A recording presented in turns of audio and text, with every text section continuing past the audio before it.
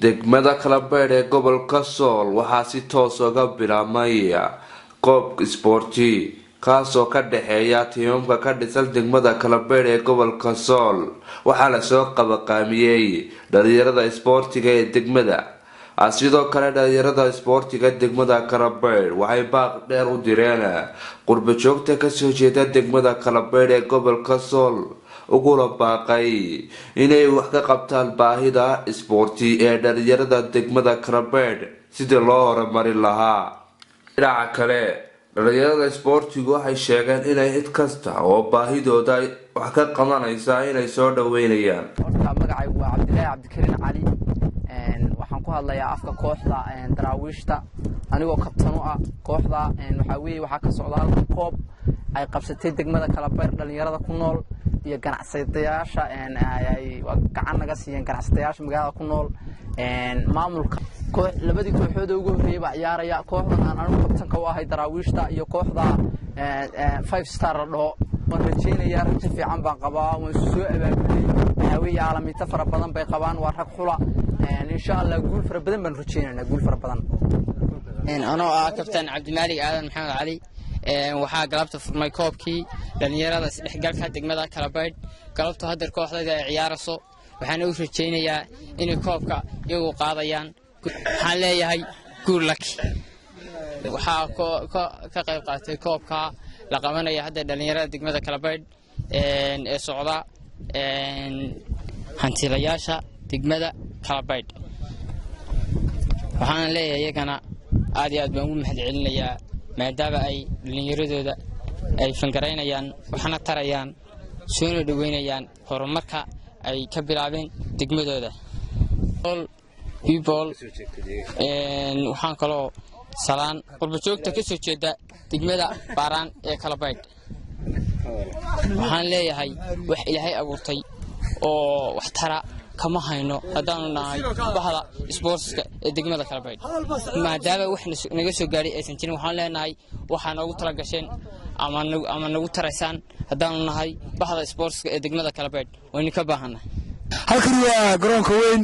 ee degmada Kalabeyd waxa ka furmay koob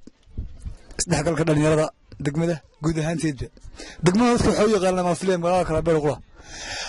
degmadu way balaaran tahay ilaa dawlad baa soo hoosgeysa marka degmadii guud ahaanteed wadar ahaan koobka ma soo qayb galin waxa ka soo qayb gashay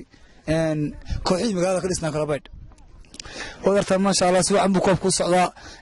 albiitriyaal soo xiran koobku way hayaan saxaafaduna kala weynaan dheynaysa anigu waxaan kamid ahay garoonka ragii furay meeshano biriya walagu ciyaari jiray laakiin nidaam sports ma lahayn nidaamka sportis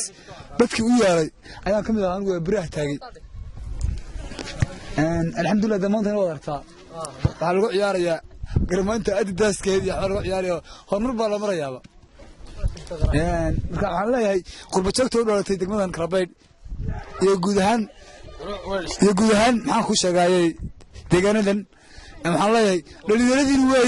wax soo tara soo caawiya garoonkan u dhisa u habeeya idinka ummadda wax u haye wax kale ma jiraan dawladna ma jirto maamul ma jirto joogta ka soo jeeda degmada Kalabeyd inay soo garoonka u soo jeestaan garoonka degmada Kalabeyd oo dhisitaankiisa ka qayb qaataan waxaan u dirayaa meel kasta ay joogaan dibadda iyo dalba inay ka soo qayb qaataan garoonka dhisitaankiisa waxaan u sheegaynaa shirkadaha ka jira degmada ay kamid yihiin Telesom iyo Somtelba inay iyagu laftigoodu aan u tagnay laakiin ay nagu soo jawaabi waayeen inay wax ka qabtaan baahida isboortiga xaalad loo baaqaya maamulada Telesom iyo Somtelba inay hadii wax qaban waayaan inaan anagu shirkadda golis u yeedhano oo laga taageeyo degmada Kalabeyd waxaan u sheegayaa inay ka soo qayb qaataan iyaguna garoonkuna waa insha Allah waa ismiisa baan u gelayaa dhalinyaradu waxay taagan tahay inay dalkooda iyo dadkooda wax u qabtaan farinta waxaan u marnayaa meel kasta ay joogaan inay ka soo qayb qaataan garoonka dhisitaankiisa muhiimka ah aad iyo isku duha waxaan ku leeyahay isku duhu wali waxa kama qaban degmada codad badan baan u dirnay waan la hadalnay isagu laftigiisu waa lambarka xitaa waa naga xidhnay